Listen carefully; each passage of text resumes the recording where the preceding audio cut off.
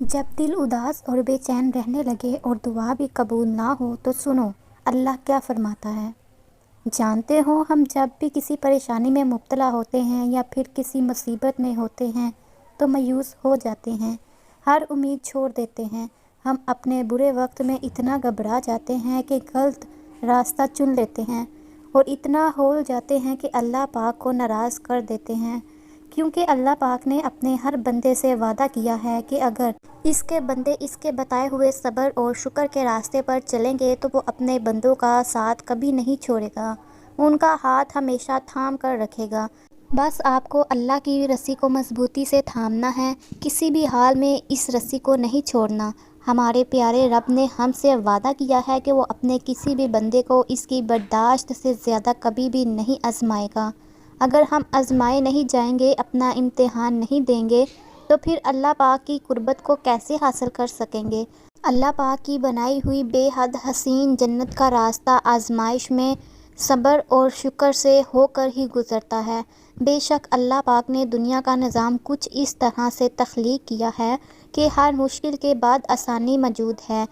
ہم بھول جاتے ہیں کہ جب ہماری ماں ہمارا ہاتھ ہمارا ساتھ کبھی نہیں چھوڑتی، ہمیں ہمیشہ معاف کر دیتی ہے، چاہے جانے انجانے میں یا جان بوجھ کر ہم نے اس کا کتنا ہی کیوں نہ دل دکھا دے، تو پھر اللہ پاک جو ہم سے 70 ماؤں سے بھی زیادہ پیار کرتا ہے وہ کیسے ہمیں بھول سکتا ہے؟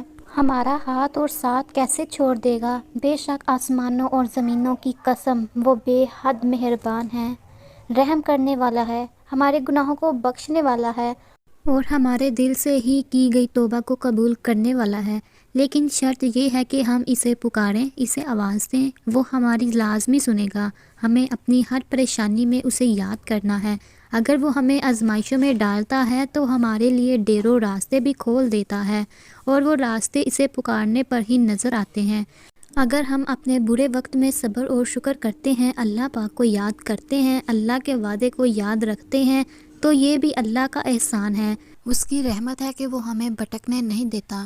جب ہم برے وقت میں ہوتے ہیں، ہمارے حالات ٹھیک نہیں ہوتے تو ہم مایوس ہو جاتے ہیں، امیدیں کھو دیتے ہیں، جبکہ قرآن کریم میں ہر بندے کے لیے پیغام ہے کہ مایوسی کفر ہے، لہٰذا ہمیں نا امید نہیں ہونا چاہیے۔ اللہ پاک کو یاد کرنا چاہیے، اسے پکارنا چاہیے، اس سے مدد مانگنی چاہیے، بے شک وہ ہم سب کی سننے والا ہے۔ اللہ پاک خوش ہوتا ہے جب اس کے بندے اسے یاد رکھتے ہیں کہ اس کا بندہ اس کی دی گئی آزمائشوں میں بھی اسے مدد مانگنے کے لیے پکارتا ہے، اس کا بندہ اسے بھولا نہیں ہے، نا امید نہیں ہوا، مایوس نہیں ہوا، پھر وہ اپنے بندے کو اپنی قربت بخش دیتا ہے اور پھر اس کا پیارا بندہ ہر آزمائش کو پرسکون طریقے سے گزارتا چلا جاتا ہے، کیونکہ اللہ پاک نے وہ ہاتھ مضبوطی سے پکڑ رکھا ہے، اسے لڑکھڑانے بھی نہیں دیتا ہمارا رب۔ سب سے بڑا مسئلہ یہ ہے کہ ہم اپنے مشکل وقت میں اللہ پاک کو آخری سہارا مانتے ہیں، جبکہ اللہ پاک ہمارا واحد سہارا ہے، اور اگر ہم اسے واحد سہارا نہیں مانتے تو ہم ذلیل و رسوا ہو کر رہ جاتے ہیں کہ ہمیں اللہ پاک کو اپنا واحد سہارا ماننا ہے، پھر کتنا ہی برا اور مشکل وقت کیوں نہ آ جائے۔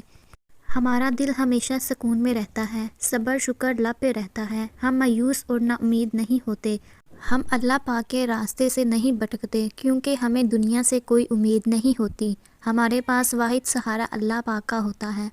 اگر آپ لوگوں کو میری ویڈیو پسند آئی تو لائک اور سبسکرائب ضرور کیجیے گا۔ جزاک اللہ۔